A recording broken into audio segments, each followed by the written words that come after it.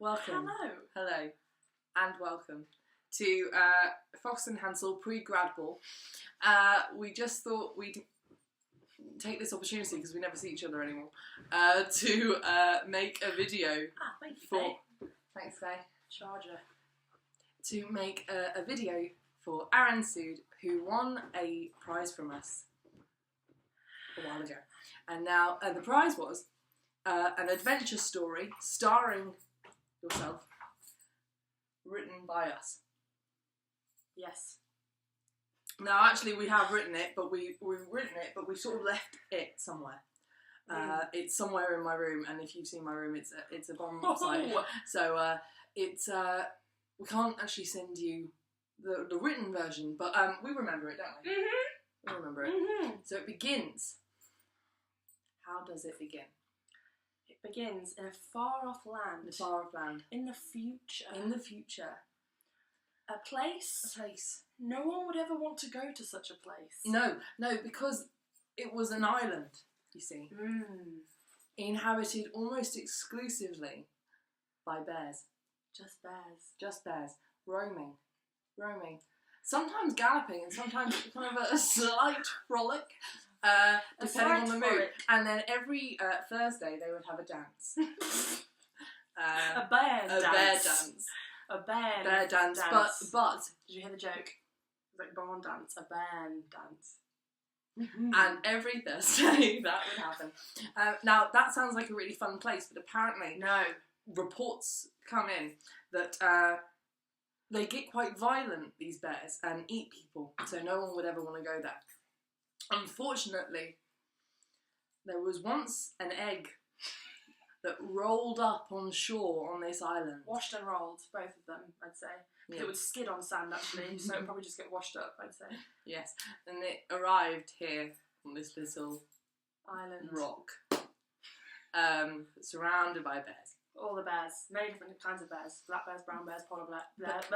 But this egg was no ordinary egg. Tell me, I mean, you remember. What was so special about this egg? The thing that was so special about this egg was that it is not a biologically, naturally formed egg. It was an egg created by the government. And inside that egg were the equations to work out how a human could fly. Yes, I remember that part of the story now. I remember now. Now the thing is, mathematical equations. These mathematical equations had been composed musically by none other than Aron Sood, who had created these equations so humans could fly. And unfortunately, his plans turned awry, and we've gone into rhyme now.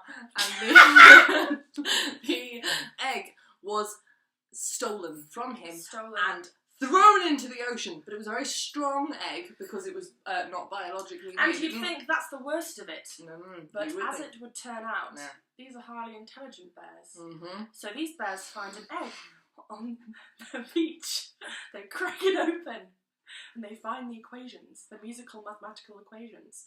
They work out the music and the maths. They write the mathematical song that you sing to make yourself fly. And what do we have? Thousands of flying bears!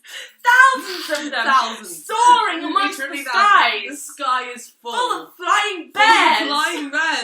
And so, but the thing is, Aron was so connected to these equations and his work that he sensed it from miles away. And who is Aron Sood, Vita Fox?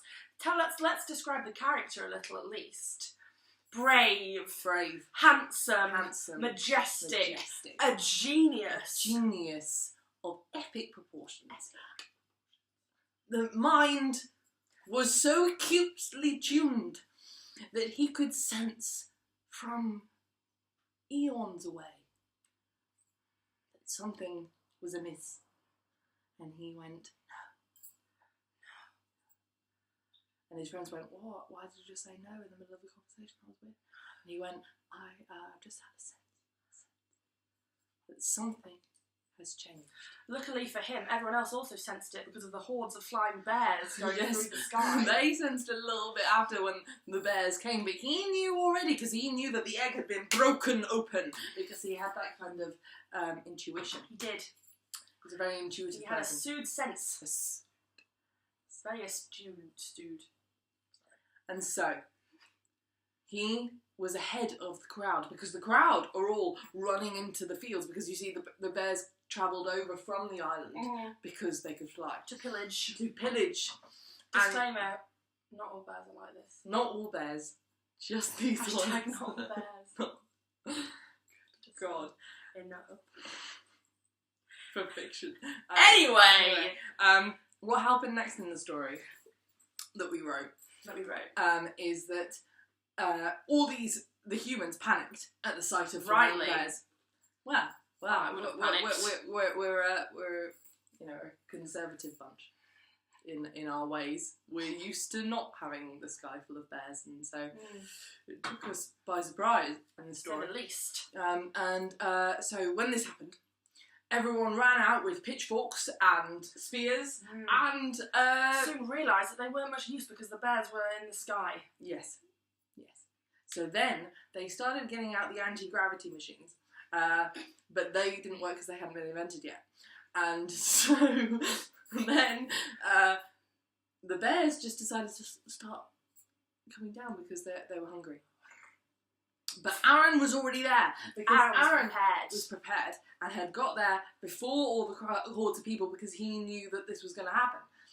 And he got to the bears and he said, what did he say, Becky? He said, guys, I'm not angry. I'm just disappointed. How could you do this to me? Me who has done so much for bear rights throughout my life. And you know what the bears did? The bears didn't care. They flew off again. But Aron's food was not finished. Out of his knapsack, he pulled a calculator and a violin. And he started to play the violin with the calculator. This amazing musical mathematical equation. And all the bears just fell straight out of the sky. Oh! He got an anti-equation. But they weren't hurt because they landed on the anti-gravity machines, which had just arrived. Luckily, and just kicked in. Yeah, naturally. So they're just hovering. They're also bouncy castles, is how they work, because of the air. And so they landed happily on these bouncy castles.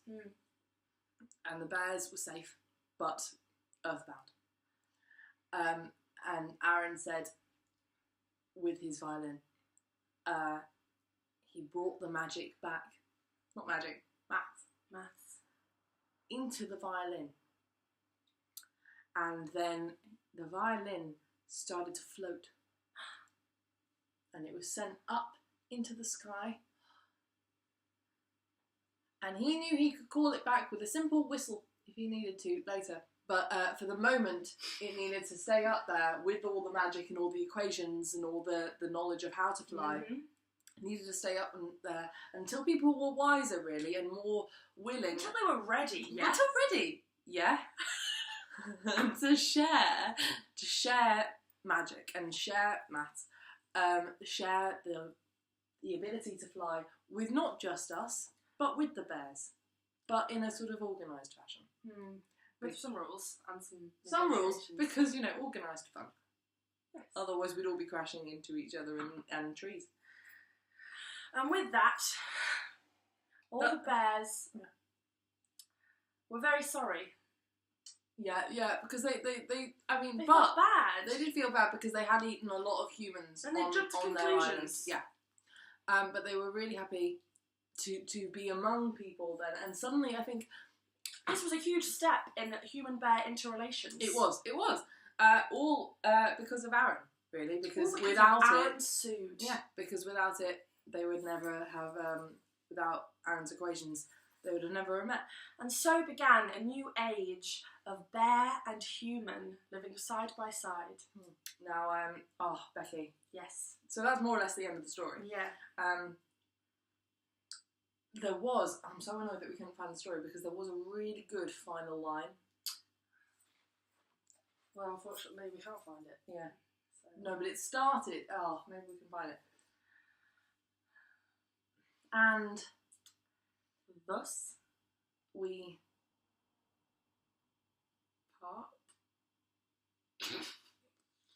super. That was great. That was great. Thanks. And be merry. And well. And fruitful. In all your endeavours.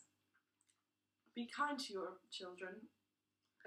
And go to Aldi and get yourself some Prosecco because... And don't vote Trump. I know, man.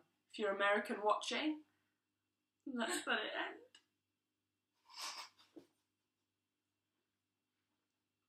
Alright, well, hope you liked the story.